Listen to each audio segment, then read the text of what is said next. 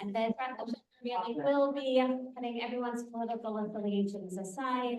And as Rat Hashem, we should continue to see the unfolding of Yeshuot and Nechamot. I gave a share last night, and as I left, someone said, you know what? Instead of us consistently saying, Shenishma b'sorot tovot, that, okay, may we hear good news and Yeshuot and Nechamot, let's change the phrase to Shena'aseh b'sorot tovot. Let's make that good news. And I said, yes, I'm going to begin to employ that. So that Rabbanit Yardena and the entire Matan staff, Brachot habaot, bruchim habaim, and bruchim hashavim. Welcome back to everyone. For those who were here last year, for the newcomers, for those who made Aliyah since, and certainly for everyone who is here, even if just for a visit, to take advantage of this time to learn Torah in this wonderful Beit Midrash. And as such, we're going to continue, but in fact, what we're going to see is really the start of Malchut for Am Yisrael. So albeit we saw some of the background of Shaul HaMelech, and we're not going to revisit the entire Perek Tet, namely the request for a king, or the fascinating story of Shaul who goes Lachapes Atunot, whom, as we know, in Perek Tet is out searching for his father's donkeys, and we spoke about this on so many different levels, especially with regard to the expansion of the circle through the simanim, the signs that Shmuel HaNavi affords him on the way back, after he, albeit he's looking for his atonot, but he finds melucha.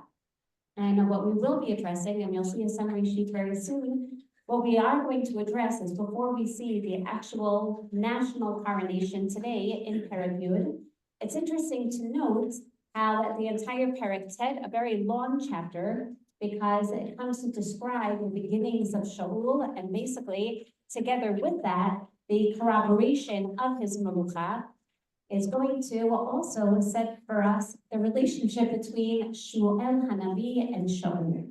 And therefore, this really is a very significant transition, a perfect place and way to start with regard to Melucha. And albeit we asked ourselves the questions of Malchut last year, is kingship ideal, as Rabbi Yehuda maintains, by virtue of the fact that the Torah, in Parshat Shoftim, as we know, seems to mandate Melech, Yitavo el Haaretz, or is it really, as Rabbi Rani explains, no, it's really a reshut. And we somehow, in addition to exploring various exegetical commentators throughout the generations, understand that perhaps the best synthesis of commentary is to appreciate that there are times wherein Malchut is going to be obligatory, and at other times that, yes, you have that option of that form of government. What's interesting then is Shmuel HaNavi, the same author of Sefer Shoftim, of Sefer Rut, where clearly he is going to praise the institution of Malchut, recognizing that this is the antidote for the anarchy of the end of Sefer Shoftim, by Yamim Mahim, Ein Melech Yisrael, Ish HaYashar B'Nam Yaseh, the same Navi, who is clearly instilling within all of us a sense of how monarchy will place order to this time period of anarchy and disunity in Am Yisrael. The same Navi who writes Sefer Rut in order to show us the beginnings of Malchut Beit David is the same Navi who is going to be very upset, insulted, and ultimately angry at Am Yisrael for asking for a king. And just quickly, in order for us to understand some of the ensuing events that are going to be told by the Navi, not as historical events, but rather what we know as historiography, religious messages that are based on history. His religious messaging in Sefer Shmuel is going to be that even if Malchut is great, the very form of leadership that he's trying to impose or basically recommend to Am Yisrael, he believes that he's already accomplishing that. He's been the one to unify Am Yisrael. If we turn back to Shmuel Aleph, Perek Daled, going around the areas of Mitzvah, of Bethel, of Gilgal, he's the one who has been leading the people even in military victories against the Plishtim, who destroyed the Mishkan. If you look at Perek Zayin, he brings the people to Mitzvah for a religious seminar of Tefillah, and then inspires them to go wage war after offering sacrifices to Hashem. And therefore, we ask ourselves, how could it be, and Jenna, thank you, how could it be that He is so disappointed in Malchut. He's disappointed, as many of the Rishonim explain, with the timing of Malchut. You may not be entirely ready right now, and therefore the methodology that we're going to continue to employ this year is recognizing that he didn't write Sefer Shoftim necessarily in, I would say, one sitting exactly. And at the time, clearly, not all the stories are happening because they cover the course of over 350 years. But even Sefer Ruth, obviously, we only write after Sefer Shmuel, or at least part of Sefer Shmuel, until he coronates David HaMelech. And therefore, what seems to be the case is that he's going to write the beginnings of Sefer Shmuel, then look back and recognize, of course, they need a Melech. But then he continues to write Sefer Shmuel, and he recognizes that maybe they weren't ready for Malchut. And maybe because they weren't ready for Malchut, the king himself is not necessarily the ideal king. The Ramban explains that a priori, Shaul from Binyamin is merely supposed to herald the way for a king coming from Shevet Yehudah. But then we look and think, but that's not fair to Shaul from Binyamin. I mean, Hashem set him up for failure? The answer is clearly not. What we're going to see is the religious commentary of Shmuel teaching us of the advantages and ultimately even the praises of Shaul HaMelech, and then explaining to us through the methodology that we began to see last year of Shtei Bechinot, two different perspectives, understanding how the Navi will tell us this could have worked. However, you're already going to be sensitive to certain shortcomings, both of the institution of Malchut and certainly of Shaul HaMelech. So before we continue by looking at the source package that you have, we're going to take a look at the source sheet that you have before you, which was actually a composite of different ideas that some of which we mentioned last year, but Nathaniel Ellenson put them in such beautiful, beautiful graphs that I said, let's just summarize throughout the visual methods that we have before us, recognizing that albeit Shaul is described as a very humble person, very respectful, he's described as the son of his father, looking for the Atonot, certainly not suspecting that he's going to be the one coronated as the first king over national Israel to go and save them from the Plishtim who now rule all the way to the eastern borders of the country, but even more. And when Shmuel tells him, now you're going to see three signs, these three signs are going to accomplish various personal and national effects. So firstly, Shaul, who went to go and search for Atonot, for those who are here in the month of Elul, we described how certainly that story is very reminiscent of Yosef looking for his brothers. Shaul from Binyamin is going to try, or at least through the way that Shmuel Hanavi narrates the story, he's the antidote for Sinat Achim, coming from the same tribe that we're going to revisit today, that just a few years earlier was completely or nearly completely annihilated because of the notorious story of Hilekish B'Giv'ah, but only hundreds of men remaining within the tribe, and now someone from that tribe is going to serve as the king and ultimately unifying everyone else and perfect, for Binyamin was not at the story of Mechirat Yosef. Recognizing, Shmuel recognizing, that before we have the complete institution of monarchy, there has to be a sense of achdut. There must be that sense of unity. So Shaul is going to revisit the story that led, the initial story of disunity amongst brothers, in order to bring us all back together. But in addition, when we take a look at the three simanim that we're going to quickly review, you take a look at the upper column. The first oath, when Shmuel tells Shaul, you're going to find Shnei Anashim. You're going to go to Kfurat Rachel, which seems to tell us that Kfurat Rachel is not in Beit Lahem Yehudah, but rather in Sheva Binyamin. B'gvul Binyamin b'tzoltach v'amru elacha. Nibseu ha'atonot. Shaul, I know you. You're still so nervous about the atonot. He, on one hand, is a very detail-oriented person. This is phenomenal for anyone in positions of leadership. On the other hand, as we know, especially employing today's psychological terminology, this can lead to a little bit of OCD, and that basically it's still on his mind He is a little bit overindulged in and over preoccupied in the details. And you'll find, you'll be told that they were found, Asher halachta levakish, v'nei natasha bicha et behatunot, da'ad lachem lemor ma esem li. And here we find that Shmuel is basically telling Shaul, I want you to go back to my birth town. I want you to revisit the story of my childhood. If you are now not only going to be the political leader, but God assured me that you're going to be working in tandem together with me as the religious prophet, then it is essential and imperative that we know how to work together. So I want you to revisit the same way that I became a religious leader. I want to provide you with a crash course in my religious education, because I had a phenomenal religious education. And you are not just the national leader, you are the national leader who is going to serve as an intermediary as well between God and the people. You have to be that vehicle through which the desires, wills of God are going to be fulfilled. And therefore, he says, revisit Kfurat Rachel, go on a little bit of a pilgrimage, on a religious pilgrimage. This is extremely reminiscent of his father Elkanah, who goes on a religious pilgrimage through the same area of Tzaltzach, Beit El, Shiloh, on an annual basis, or a tribe, or maybe even 4 times a year, going to Shiloh with Hannah. As we know from Shmuel Aleph, Parak Aleph, this is the place not only where Rabbanit are going to be offered, but this is where people are going to come together. This is ultimately where Hannah is also going to offer her very iconoclastic tefillah. But let's take a look now at the second sign.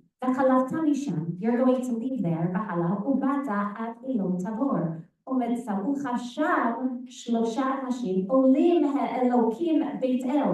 Well, now we don't have a Mishkan in Shiloh. Instead, everyone's allowed to build their own bama. They're allowed to have their own places of religious worship. So in addition to, as we're going to soon see, that the primary Mizbeach, the national altar, was located in Nov.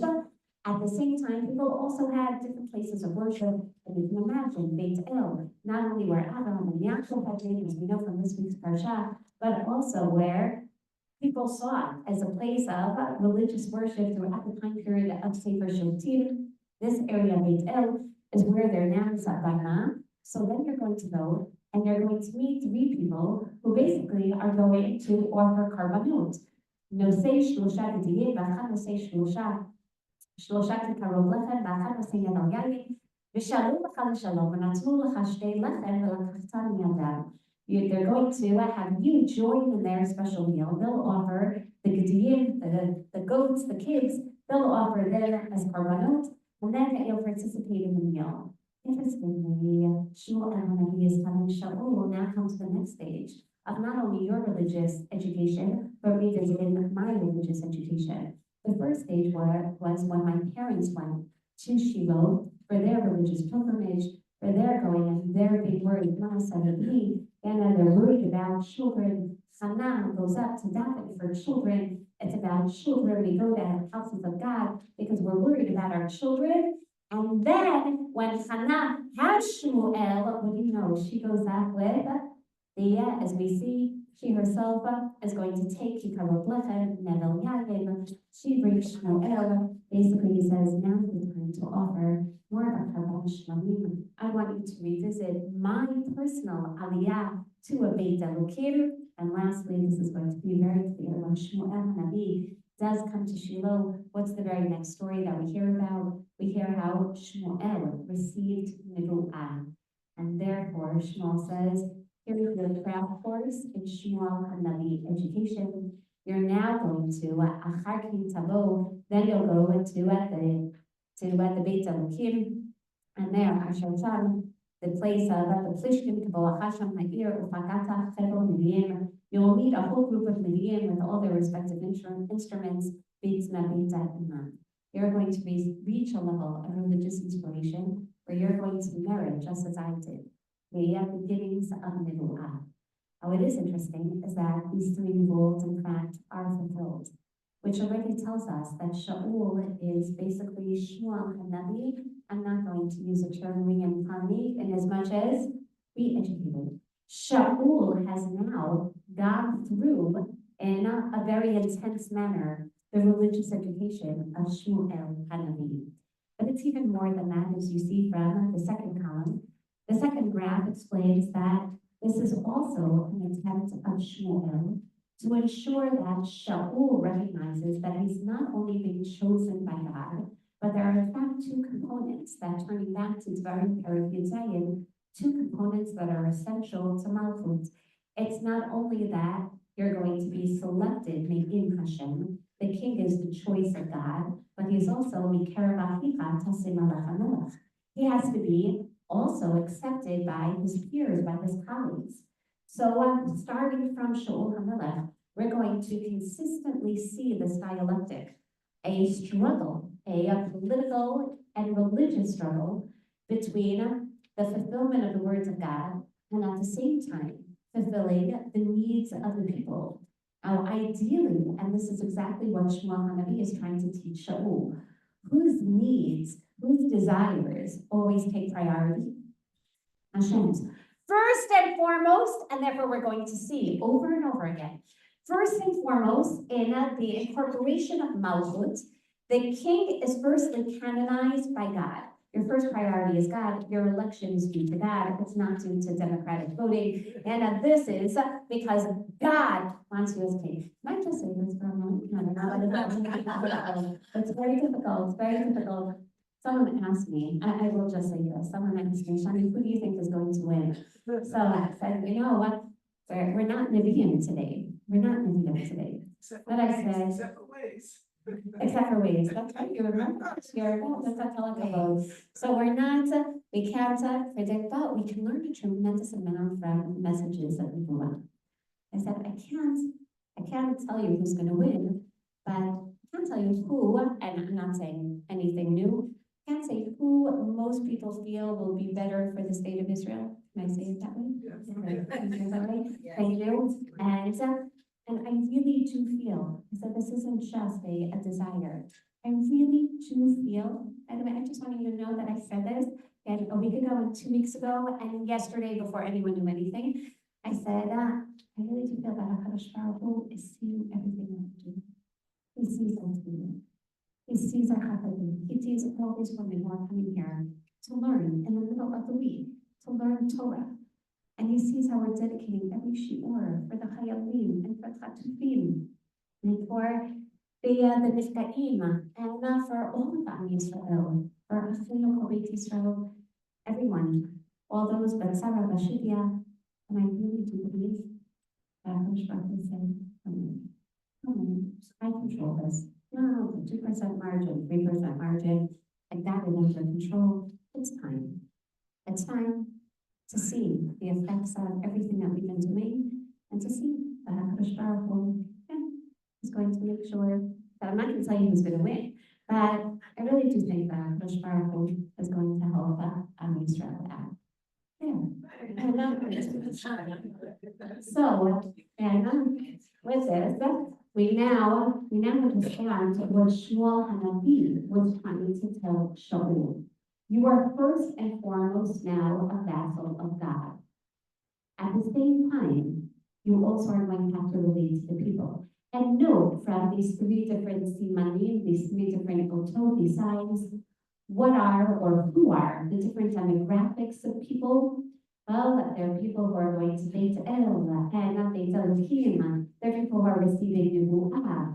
Ideally, Shaul, you should try to surround yourself with more religiously minded people. Before we continue with today's program in Perek Yud, which is the coronation on a national level, in order for you, as we now take a look and see, he's going to meet 2 people, then 3 people, then 4 people. First, he's going to meet people from Binyamin who are going to engage with him and speak to him and go back to his roots. Then he'll meet these religious people going up to Elohim, and they're going to engage with him even more. Then they're going to give him lesson, and then he's going to meet a whole group of prophets, and then not only is he going to engage with them, he's going to participate in prophecy together with them.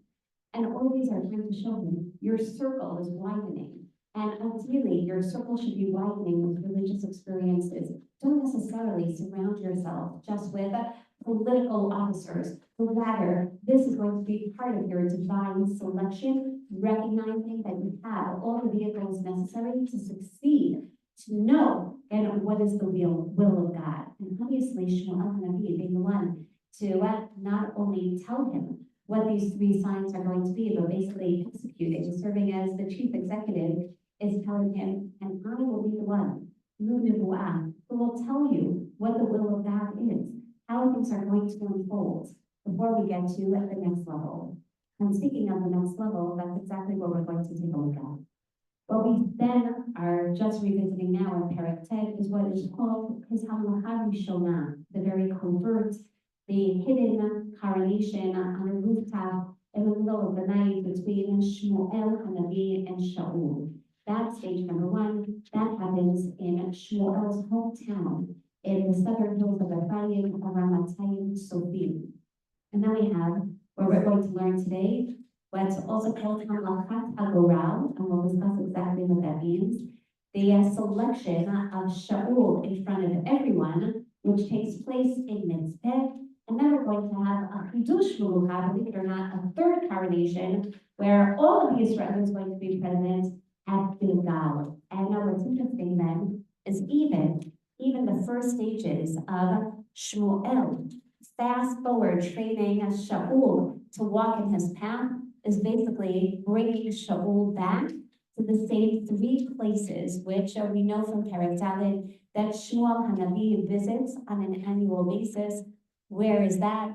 That's going to be, what do you know? Mitzpeh, Beit El, Gilgal, and then he goes home to Ramatayim Sofim. Basically, he's telling Shaul, you can't completely be a melech until once again you unify, until you bring all of Sheva Binyamin together. Now, when we went back to, if we go back to Shmuel Perek Dalet, we saw that why is Shmuel Hanavi? Why is he going to the western hills of Binyamin, to the northern hills of Binyamin, to the eastern hills of Binyamin and Yehuda, and then making his way back to the southern hills of Ephraim? There it's very clear that Shmuel is searching for the Shekhinah. He doesn't know, where's the Shekhinah? Where is it supposed to be now that Shiloh is destroyed?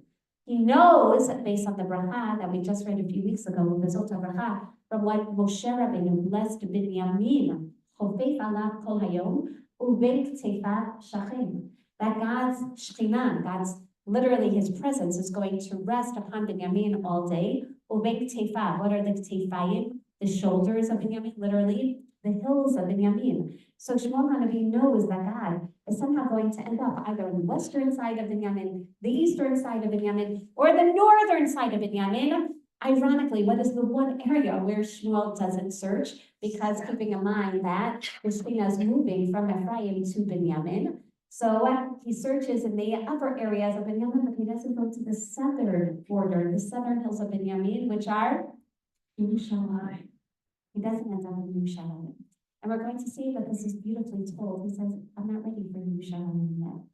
Am Yisrael isn't ready yet for Yerushalayim. Right now, we're in the northern hills of Binyamin. And Shaul, you're from Binyamin.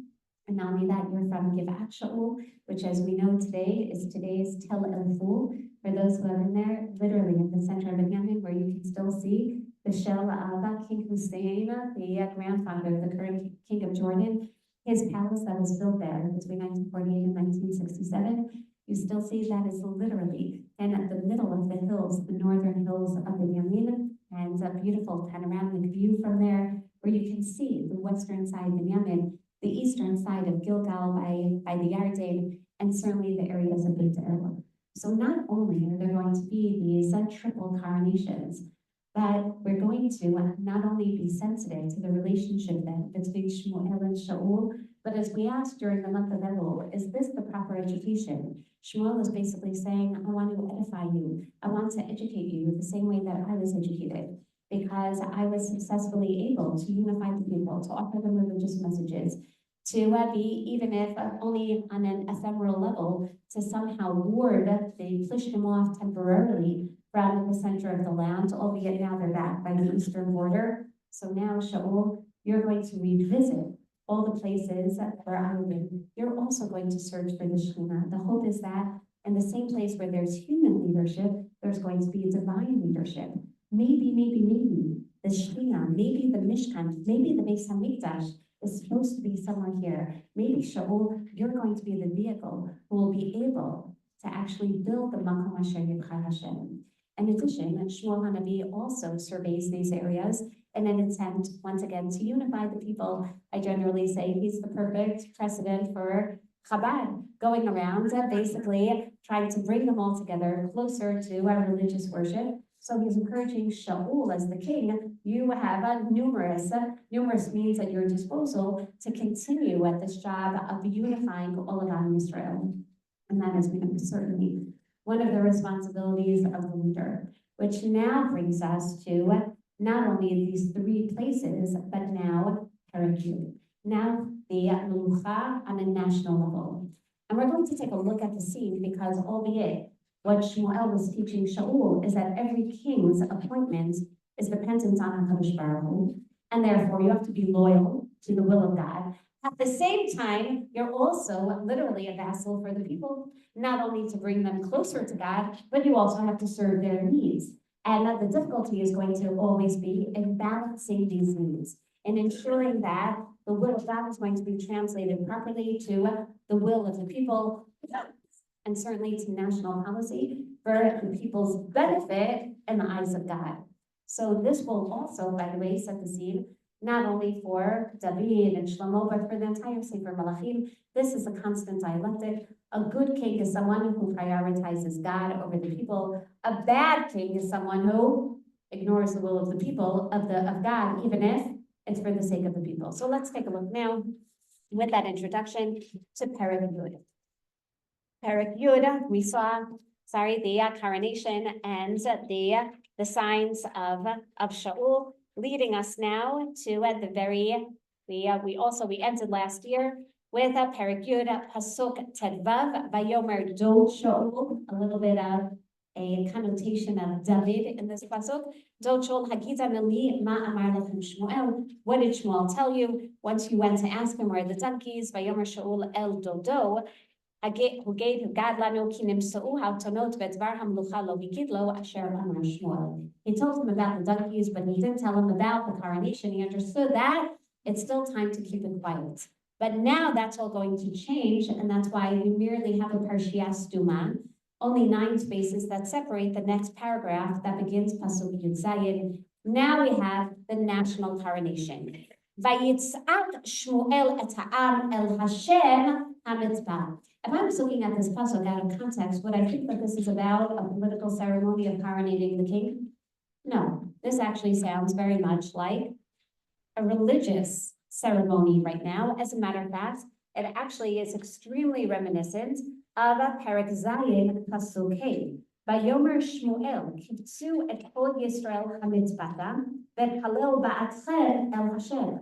And just to remind you what happens in that scene, this is, as we know, after the Aron has already been returned, but unfortunately, the Plishtim have conquered, basically. They've taken over the mainland. We find that they have extended all the way to the Yarden. We're now subservient to the Plishti army. And basically, they've attacked and have conquered numerous kibbutzim, and now they are the ones setting the rules. Shmuel says, come, let's have a tefillah seminar. And what happened at that tefillah seminar? Shmuel knew exactly what would happen. The Plishtim become very suspicious what's going on in Mitzvah, which is a high altitude, a place, a lookout place. They suspect that perhaps Am Yisrael is preparing to wage war. They come then to initiate a war. All of Am Yisrael look around. They came for a religious seminar. They're offering karbanos. They're davening to Hashem. Shmuel Hanavi is trying to teach them his mother's art of tefillah, and then he tells them, oh, little problem. Now the Plishtim are coming to attack. Let us go to attack with the spirit of tefillah, with the spirit of Avodat Hashem. And sure enough, this is a beautiful story of everyone going out, Vayamin, Vayanachlu, Bnei Yisrael, and the Plishtim are bewildered. All of a sudden, these people come out and attack, and they're warded off all the way back to the western coast. But now, during the time of Shaul, they're back again. Shmuel says, okay, let's try this again. Let's have a religious seminar. Basically, what he's about to do, albeit, is engage in the national coronation of Shaul. He wants to bring them back to that scene. And the question is, why? Why go to Mitzvah? So on one hand, he wants to remind them that even though they're about to have a political leader who, as you know, was appointed because the people wanted a military leader to go and now create a standing army who's going to be able to ward off the Plishtim, nonetheless, you have to remember that the root of military and political success is tefillah and Rabbanit. That it doesn't come on its own. That you have to make sure that you go off and begin with tefillah. Beautiful. At the same time, on a much more personal level, one can argue, what do you think Shmuel Hanavi wants to remind them of? We're about to see that he once again is going to rebuke them for seeking a mortal leader. And he doesn't necessarily mean a king, a human king instead of God. He basically is saying, why do you need a king right now when you have me? You have a Navi who also won battles for you.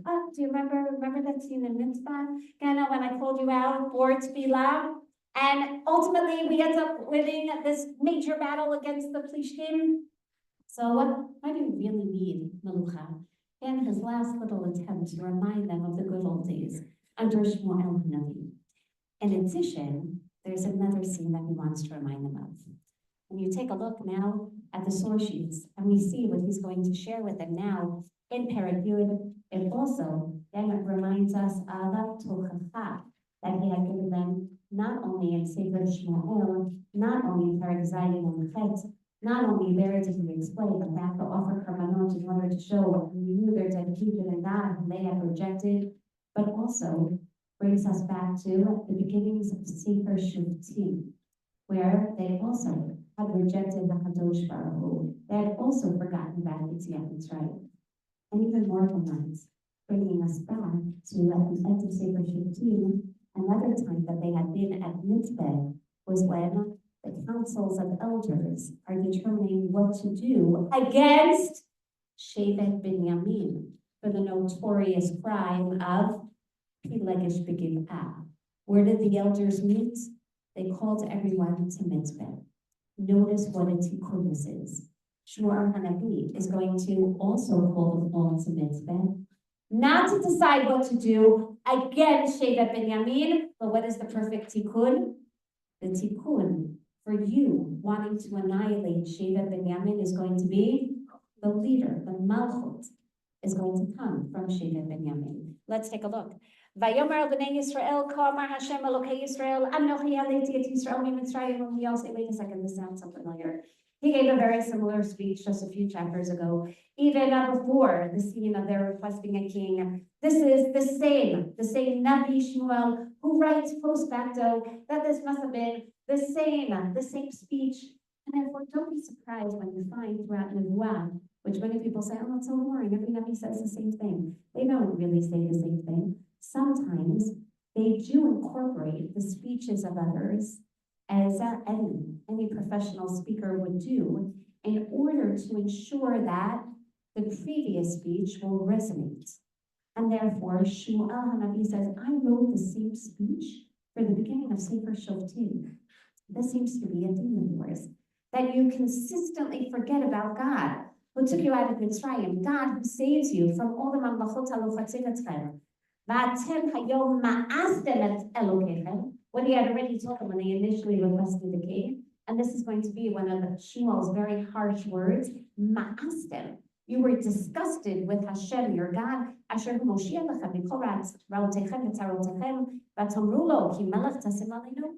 And you're the ones who rejected it by saying we should have a king. Va'ata hityatvu lefnei Hashem l'shivtechem v'la'alfechem.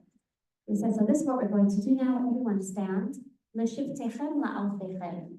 Generally, when the people stand in their various, we'll call it even tribal sectors, so it makes sense that they'll stand according to their tribe. And usually then, how do they divide up? From tribe to Beit Av, and then to Mishpacha, to family clan, and then to individual families. Shmuel makes it very clear, you're going to stand both based on tribes and Alfechem. Alfechem are the military generals, right? The military leaders. What is he basically telling them? I am now going to select someone from you from the tribes. This will be a tribal selection, but it's also a military selection. You didn't remember God who saves you militarily from all of your oppressors. So now you prefer a human being? Okay, now I'm going to choose someone from the Shevet and from the military groups as well. Vayakrev Shmuel et kol shetei Yisrael, vayilached Shevet Binyamin. And this, as you see, is what's called a goral. Now, what's interesting is that the term is actually not employed. It's not called by Shmuel a goral, but the method is one of goral. What does that mean? What is a goral conventionally in Tanakh? Well, our lotteries are basically, but don't picture, please, Harry Potter and, and the hat, but rather, and these are, it's called the method of selection. And this method of selection, namely gathering everyone, then dividing everyone up, and slowly but surely selecting or narrowing the area of selection, the group of selection, is a lottery. Anyone knows, so we're going to quickly review what the point of the selection is. In other words, does Shmuel HaNavi already know who's going to be selected? Do the people know that he knows who's going to be selected? Basically, he's the Navi, so it must be that he knows from God. Basically, and going back to all Goralot, the point of a Goral is to appreciate divine selection. But we're going to see that Goralot have a little twist in Tanakh. So I gave you time, by the way, to ruminate. Where is the first Goral? Even before, hold the Acham thought. Excellent. Everyone is excellent. I hear them all. Yom Kippur is the first one. And Vayikra, as we know, Vayikra, Pereka, Tzadzayin, Acharim, Shnei Bnei Aharon.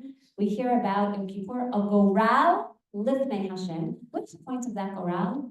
There are two goats. It's not even such a large selection. One is selected, La Hashem, to serve as kapara, is going to be slaughtered and the blood sprinkled in the Kodesh Kadashim, in the Kodesh.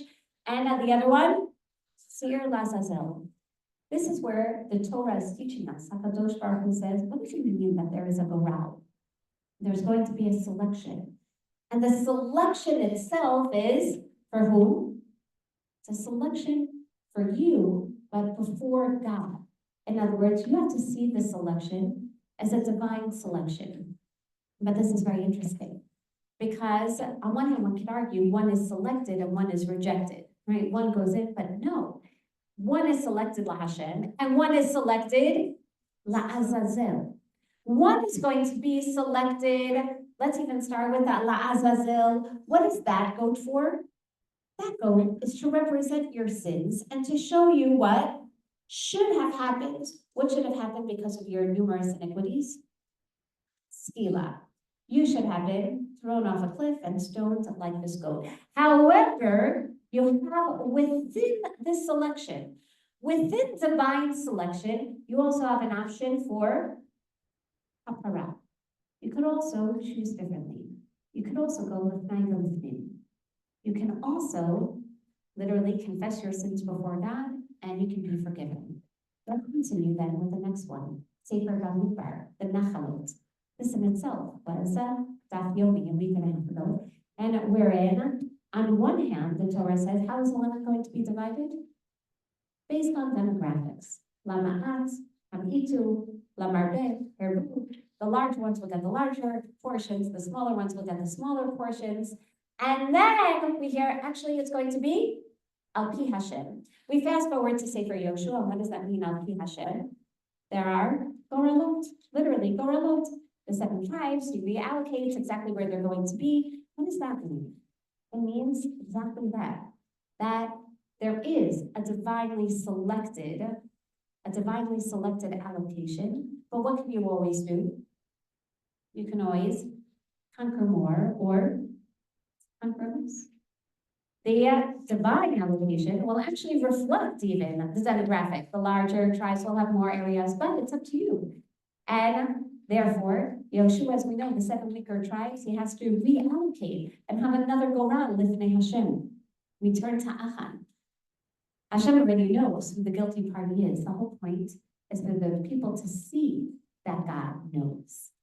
So now we understand exactly why Shmuel Hanavi, instead of saying, drum roll everyone, this is the selected of God, he wants to emphasize and highlight and basically showcase this divine selection by explaining this is a Gorah. I am selected, but actually this is the selection of God. This is going to prove that this is whom God has selected from within you. But even within that selection of Mikerav Achicha, he says, it's going to be one of you, it's going to be one of you, let's see who it is. What do you know? It's going to be Shaul, and we'll see exactly how he introduces Shaul. This is the divine selection, but it already leaves something open. What does it leave open? And now, it's up to you what to do with this. Because someone may say later, wait a second, if he's divinely selected, then why is the Malchut going to be taken away? Because you already know that the selection took place through this go-round. It's a selection with latitude. It's a selection which seems to present a predetermined choice, but within Judaism, everything that's predetermined still leaves freedom of choice an option. Wow. With that, we now continue and appreciate that these lots, and you can then compare it to all the other Goralot that we have in Tanakh. So let's take a look. And what does he want to show is divinely selected? Vayakret, firstly, Sheva Binyamin. And it's not just that he chooses Sheva Binyamin. It would have sounded perhaps even, and a little calmer had the verb in, not Vayilachet Sheva Binyamin, but Vayikar Sheva Binyamin, Vayikach Sheva Binyamin. What's this verb, Vayilachet? And they were literally captured. He captured Sheva Binyamin. Can you imagine this? And I'd like you to imagine the scene. He has military leaders there. He has everyone else, the proletariat, standing according to their respective tribes. And now, Sheva Binyamin, which, by the way, is not really so hard to collect and to set aside. Why is that? Because they are the smallest tribe right now due to the horrific civil war in Lua Pilagish B'Givah, Vayilachet Sheva Binyamin. In front of everyone, he employs this verb, and I'm conquering them. It's almost as if you picture him with arms in hands. And that's exactly the point. He wants to say, he wants to remind them, this was done before. One was Sheva Binyamin, literally conquered before in the Civil War. He's not only offering them rebuke of an event that happened even before he was born, but he's reminding them of the atrocities that were performed to Sheva Binyamin. And I can imagine the murmurings going on right now from the rest of the people as he's doing so. Namely, are they thinking, again, what did Sheva Binyamin do this time? Right? Or they realize, oh my, what a terrible time period in history. And now, what's he doing with them? They all understand that he's revisiting the scene by Yelachet Sheva Binyamin. Perhaps even to stir some of their sympathetic emotions towards Sheva Binyamin, certainly as part of the rebuke as well. And then, after Vayilachet Sheva Binyamin, Vayakrev Sheva Binyamin, Lemishpachotav, Vatilachet Mishpachat Hamatri, and then showing even more, Vayilachet Shaul ben Kish. And then they find Shaul, who, as we see, is identified as ben Kish, which we mentioned also in Parak Tet, tells us about not only his lineage, but about his relationship with his father. Kish ben was an important, well-known person. Shaul, the obedient son, Vayivakshuhu below Nimsa. And they sought him out, and he was not to be found. What an anticlimactic coronation. Can you imagine this? Anna comes, and is it January 15th? And at the inauguration of the president, okay, everybody, bring out to the vote. I don't think it's going to happen. Somehow I'm sure Donald Trump with a lot of drought there. But can you imagine them calling up to the podium in front of thousands, perhaps even tens, hundreds of thousands of people, and Shaul is not to be found. Now, let's just put Shaul aside for a moment. And we're going to try to envision the scene from what's called the point of view methodology, each perspective. Shmuel Hanavi, Shmuel, As Vayelachid, he's trying to show them that this is the divine selection. And therefore, he also employs the terminology, where do we know this from? Vayevakshuhu v'lo mitza'uhu. It's from Devarim Perek Hey, when describing how Am Yisrael, when they sin, eventually the Shekhinah is going to leave, and thereby it's imperative that we have to seek God out. He's not going to be as overtly present. So, Vayevakshuhu, but if we don't deserve it, v'lo mitza'uhu. And many of you are probably familiar with Rav Soloveitchik's saying, it says that it will be Kashvan Misham, because that's the next pasuk, and then it will be Kashvan Misham. From a point of departure, from a point of distance, from Galut, then you're going to have to seek God out, because we didn't take advantage of the relationship when you had it, so you had to seek God out. Everyone knows these psukim because they should be reverberating. And in everyone's mind, Vayivakshu, you have to seek God out, and what a terrible state when you can't find God. Shmuel Hanavi is consciously employing these words to show, here is now, again, here is the king, and that this is going to be the closure, the bookend for his rebuke. Basically, that you should have put your trust in God, and you didn't. You forgot about God. So now, who do you ask to be your savior? A human being. Basically, ma'astem b'Hashem. You left God, and really, what should be the consequence? We should now seek God out. But instead, you didn't seek God out. What did you decide to do? You decided to ask for a king, for a human leader. Okay, so now you have this human leader. Guess what? Even this leader is not good to you. Like to a certain degree, you can imagine, on one hand, Shmuel Hanavi say, I told you so. On the other hand, Shmuel Hanavi himself now, after building up this tension, now someone from Shevet Binyamin, what else? I can imagine the personal honor on the line right now. He's about to introduce, here is Shaul ben Kish. No one's here. So for all those on Zoom. And the effect is there's an empty podium. And there's no one stepping up. Uh-oh, how does that make Shmuel look? I thought you said you were going to select someone. I thought this is a divine selection.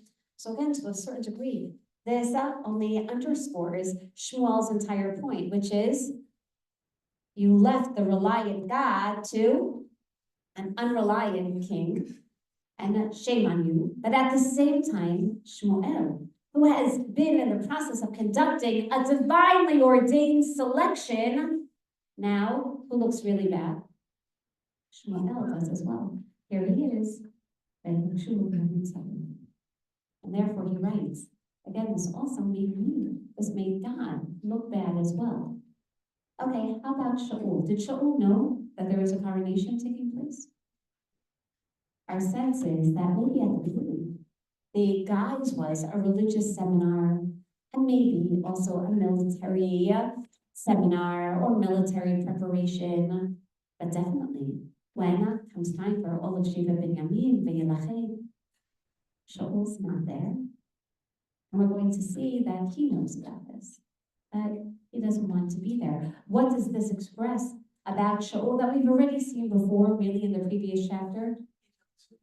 He doesn't really want to be king. He's insecure. He is, I'd like to say modest, but this isn't modesty. This is extreme humility, but it's not really humility, because at some point he knows that Shmuel is going to announce his appointment as king. And at whatever point it is, imagine this, right? He's not here right now. Okay, Shaul ben Kish, he's not here. And then eventually he's going to be brought in. That's even going to make a greater fanfare. So it's not about the modesty here. It's really about his insecurity. And he's so nervous to get up on stage. And we're going to prove it from the terminology of Shmuel. How about Am Yisrael? What type of message is there for them? Here's our king, but they can't even step up to kingship. Are they receiving the message of Shmuel? You can't necessarily rely on a human king. Perhaps yes, perhaps no. A disappointment for them. Here they're so excited, and this is their leader, someone So doesn't he then step up to the mantle of leadership?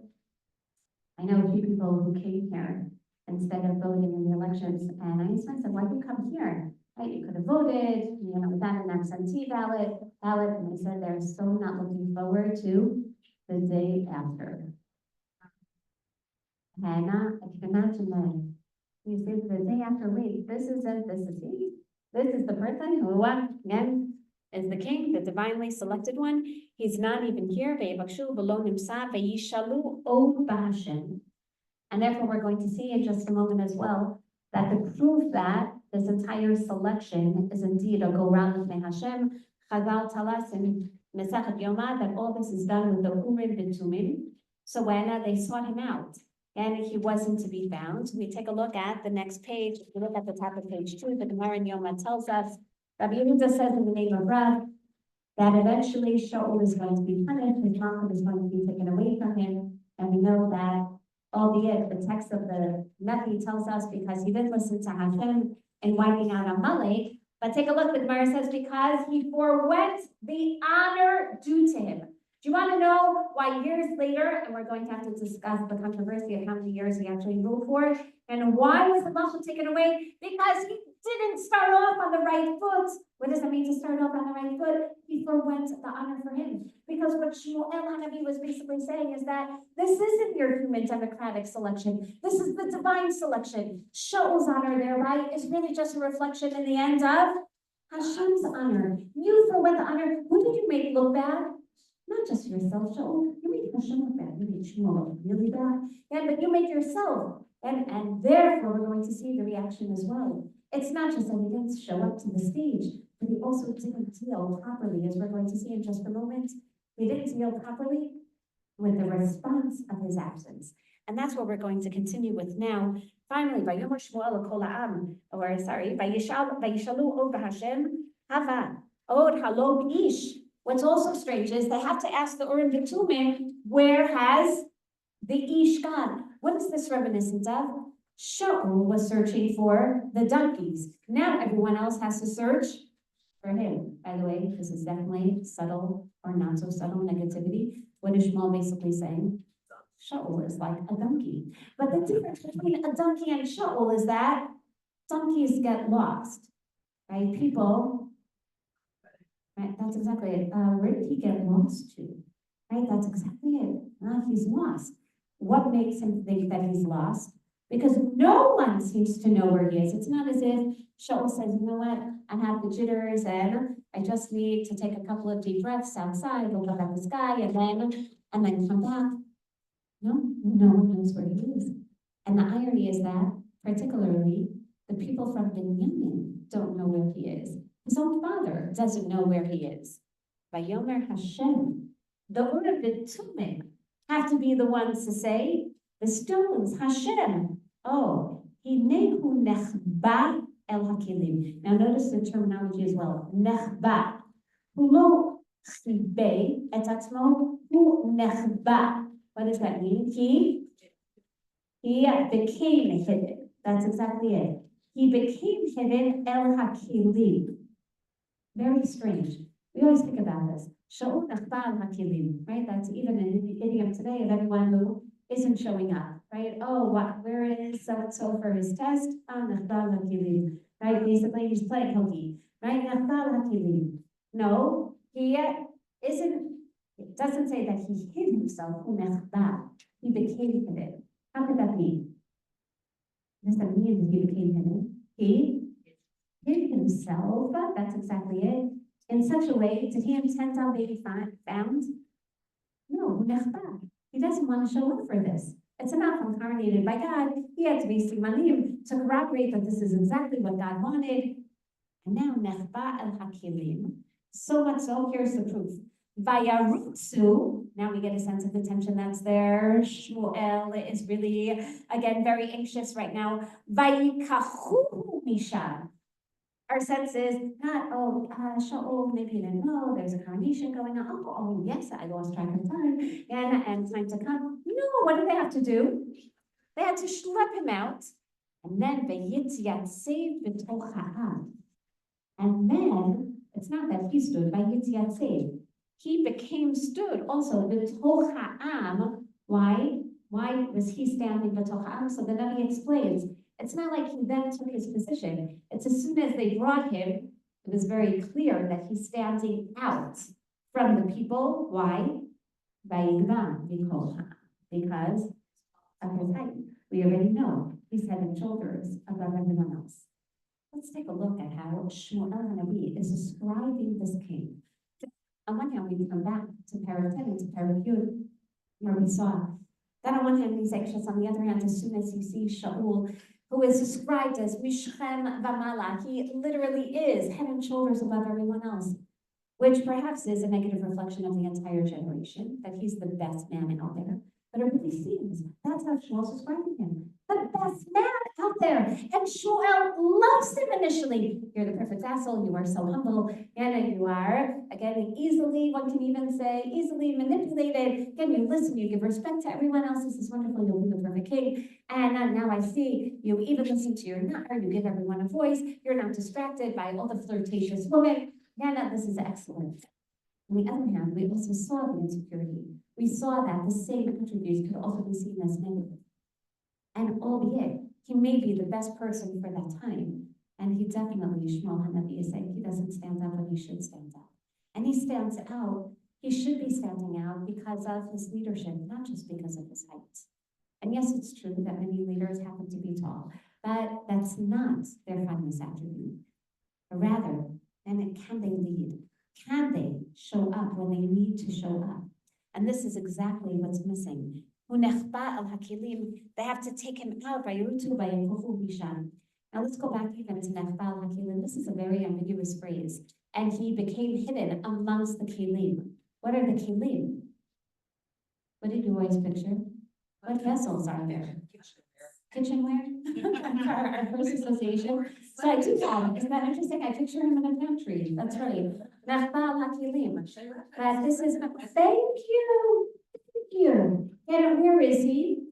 This is, remember, it's both a social scene. This is a military site. It's an outlook. This is a garrison. In other words, Nechba al-Hakilim. Where is he hiding? Among the weapons. Perhaps, what did Shaul go to do? Let's try to surmise. Maybe he went to check out, M16s, let me see. Again, all the different weapons that are here. Again, this is a good model of the Negev. This isn't such a great model. Again, maybe he went to look and not to prepare. But we're going to see that if that's the case, what would you expect him to do? To prepare for war, which he doesn't do right after. Nechba al-Hakilim. Perhaps what happens is that he comes to the site, and all of a sudden he realizes, what does he have to do? Lead the people in war. He is intimidated by that. We're going to see he's a cowboy. He was taking care of his father's donkeys. Was he in war? And therefore, perhaps this is what's intimidating him. Say yes, these are the klezayim, these are the weapons of war. And now we're going to continue with perhaps the most significant scene that's going to serve as the bookend for the entire scene, and therefore we cannot end without. And what happens, or I should say right afterwards, now that he's standing up, and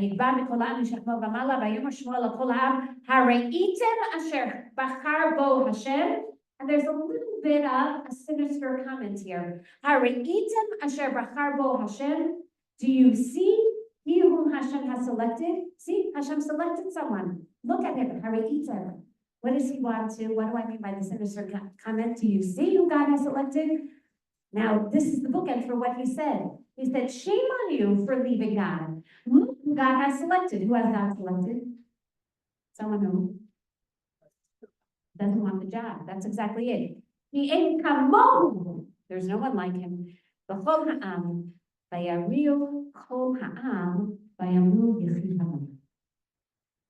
here we find again, just as we found in Perek Chet, that even when Shmuel attempted to sway the people from kingship, he attempted, if you remember the scene with the rain, the unseasonal torrential rains, there Hashem says, okay, try it one last time to sway the people, it doesn't work. The people don't care. It's not so much about who's going to be the king. We want a king. It's not Shaul. Shaul, Shmuel, we don't care. And we like him no matter what because he's the king. We need a king. We need someone who's going to go and fight against the Plishtim. Like Deber Shmuel Ela'am, et Mishpat HaMlucha. And here the Persian debate. Does he go over what he had told him in Parachet, the very scary, very extreme Mishpat HaMlucha? Just to remind you, in Parachet, he described how kings are allowed to take away sons and daughters in times of war. They're allowed to take possession of various fields during times of war, but technically they can justify that it belongs to them anyway. He says, you see, there's a tremendous amount of slippery slope with positions of authority, that absolute monarchy can indeed lead to absolute corruption. Are you sure you still want a king? And what do they all say? Yes, we still want the king. Now he repeats Mishpat HaMlucha. It's not sure if he repeats it in the same extreme manner in which he did in chapter 8, or whether he just tells the Mishpat HaMlucha that we know from Taragin, namely that the king is not allowed to have too many wives, have too much money, have too many horses, and that the king has to walk around with the Sefer Torah. Perhaps that's the Mishpat HaMlucha. Vayichtov basefer, vayanach lefnei Hashem, and he wrote it down, and maybe it even means that he wrote down Parshat Melech in the Sefer Torah, right, which in any case is in Sefer Dvarim, so maybe finished writing off the Sefer Torah for Shaul. Vayanach lefnei Hashem, he placed it in the Mishkan lefnei Hashem. Vayishalach Shmuel et kol ha'am ish lebeito. And if the pasuk would have ended here, I don't think we would have been bothered. I would have had such a nice ending to the shiur. Vayishalach Shmuel ish lebeito. Everyone have a wonderful week. Go home. Can't wait to see you next week. That's not what happens. Vayishalach et kol ha'am ish lebeito. He would have sent, he should have sent the nation home. And who should have stayed? And the proof is Har Sinai. But if we take a look back at the last time someone sent the whole nation home, it was after Mount Har Sinai in Shemot Perek Yutet, HaKadosh Baruch Hu, Shemot Perek Chaf. Hashem sends, everyone else tells Bnei Yisrael, do you see again what I did? And at Har Sinai, and then Perek, after the Brit of Perek Chaf Dalid, Hashem tells all Elatzilei Bnei Yisrael, everyone else is told, go home, and Moshe Ata Shev Imati. But Moshe, you stay here. And Moshe understood from that, but I'll say that he was supposed to separate from his wife, if everyone else separated, but now he go back home. He's not supposed to go back home to his wife. He's supposed to say, he has a different task. He's been the one appointed not only to take Bnei Yisrael out of Mitzrayim, but to be the lawgiver. He has a lot of laws that he has to learn. Moshe, Shev, you're going to learn. You're going to stay with me. Shmuel Hanavi is employing the exact same terminology. Everyone else go home. And what should the next pasuk have said? Shaul, stay here. Or Shaul should have realized he should have stayed there. Everyone, all the proletariats of society go home. V'gam Shaul halach lebeito. And you have to read it that way. V'gam. How do you know? Because we don't need the word v'gam Shaul. If Shaul was supposed to go home, then he went home with everyone else. V'gam Shaul halach lebeito. Shaul, who should not have gone home, also went home. Giv'ata, to Giv'at Shaul. Ve'yelchu imo hachayil. So who went with him? The Secret Service soldiers, the Chayil Asher Naga Elokim B'Libam. What does that mean? The Chayil that was inspired by God. Inspired by God to do what? They're the ones. When they were called to mitzvah, they were very excited because what did they think? We're going to have a religious seminar, and then what do you know? The king is going to be coronated, and then, of course, what are we going to do after this? The whole point of the appointment of the king again was for what purpose? To go and fight against the Plishtim.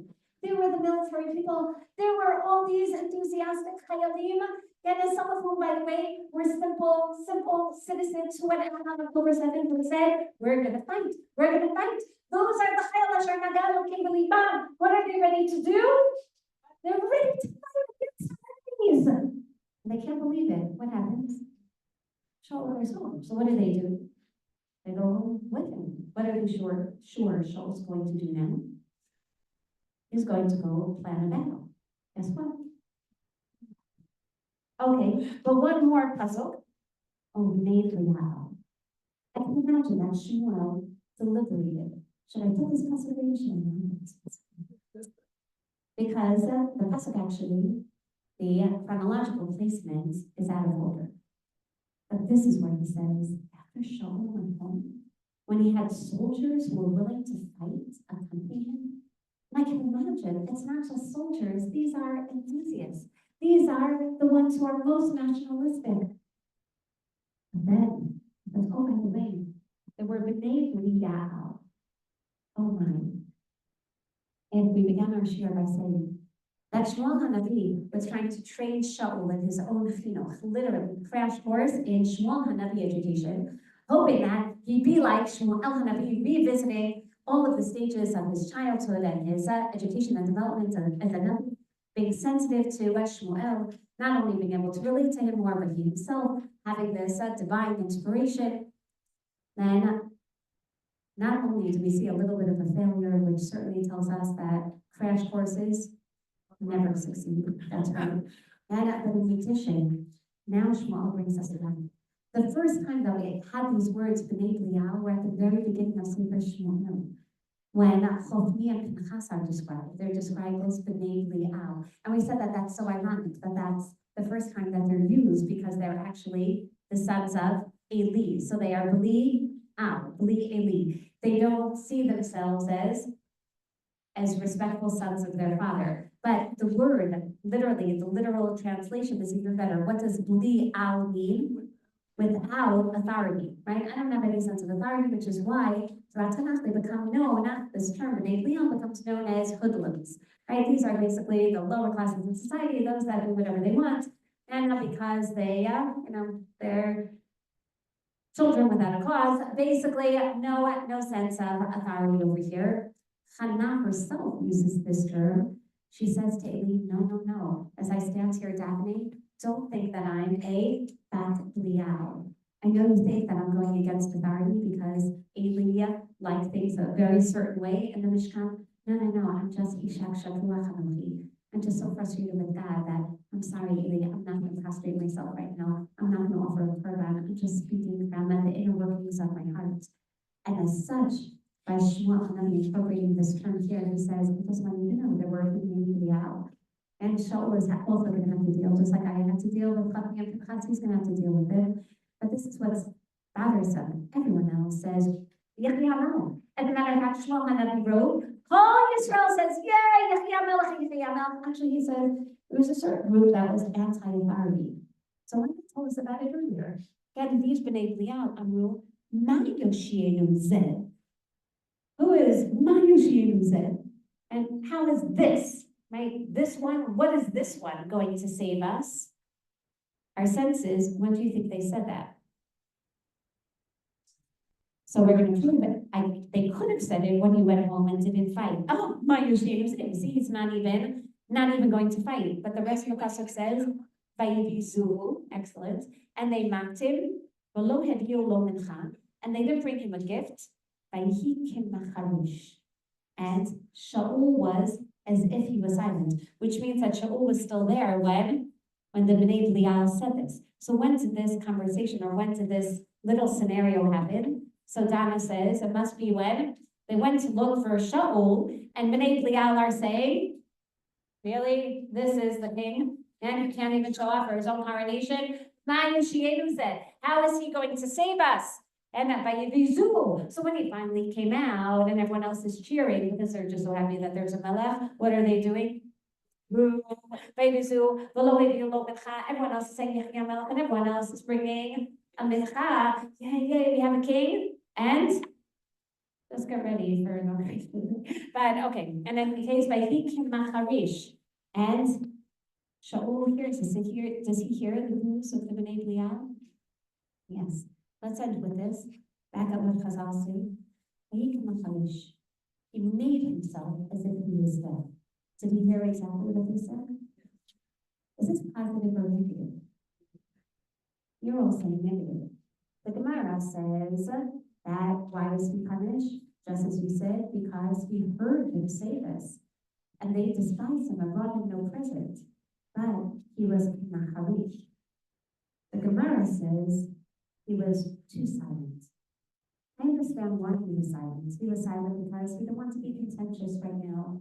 He didn't want to start any controversy. Sometimes it's just easier to acquiesce, right? And silence is acquiescence. Sometimes it's just easier not to say anything. And I can imagine that maybe he had to control himself, but he decided that he could not harish. Chazal, as you know, tell us that, isn't that interesting, that Rachel also kept silent. And what did she keep silent? Chazal tell us, instead of divulging Leah's identity to Yaakov, she was silent.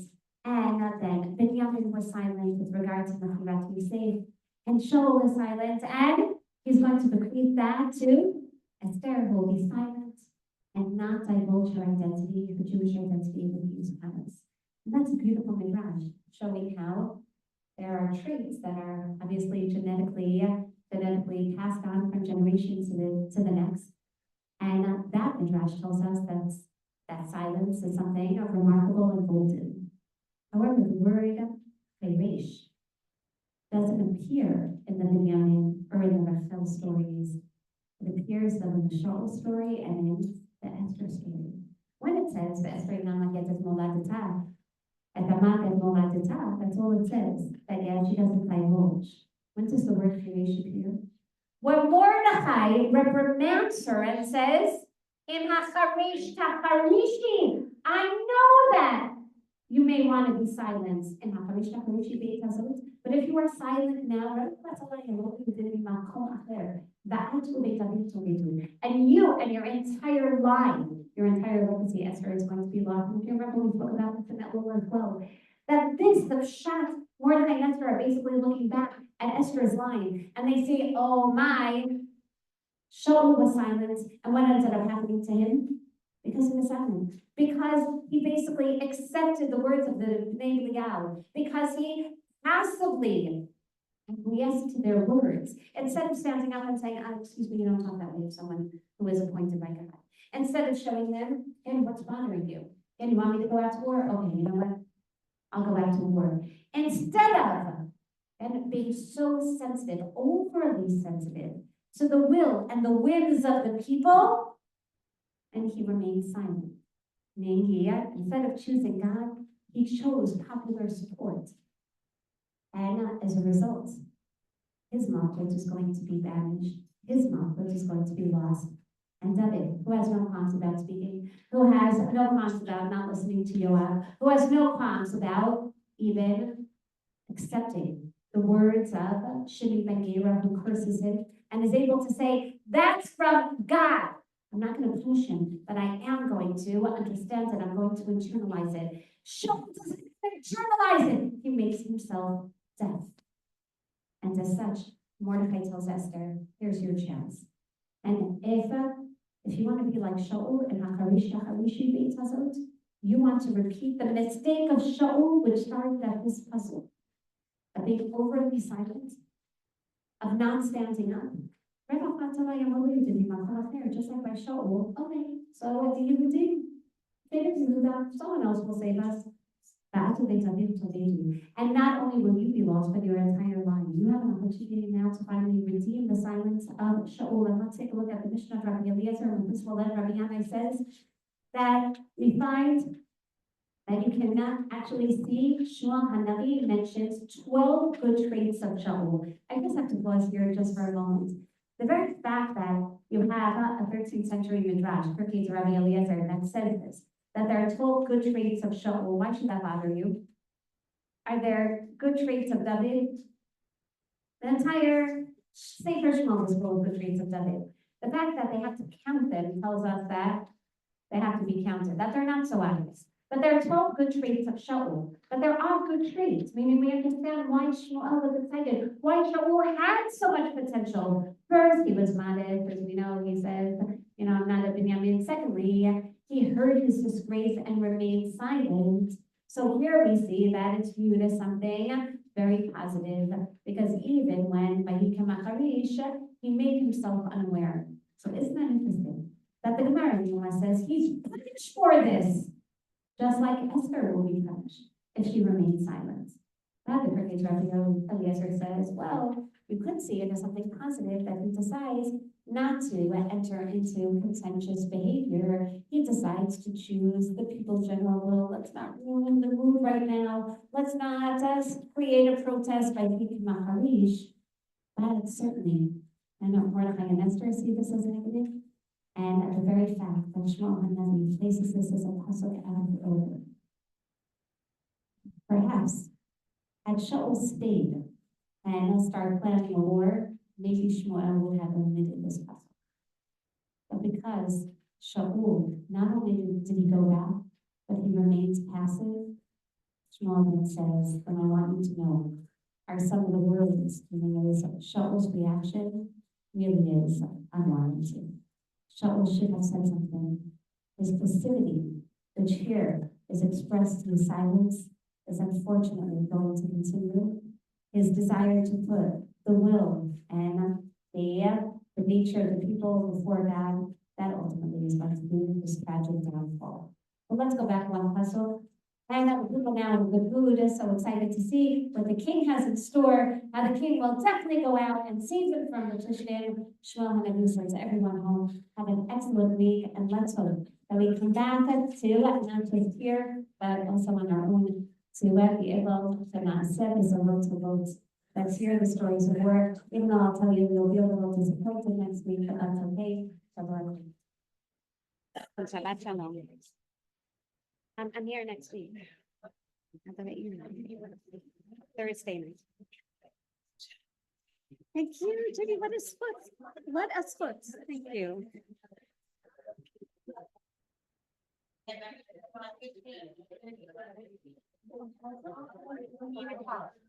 Ah, okay. Meetings. Okay, so can I come over?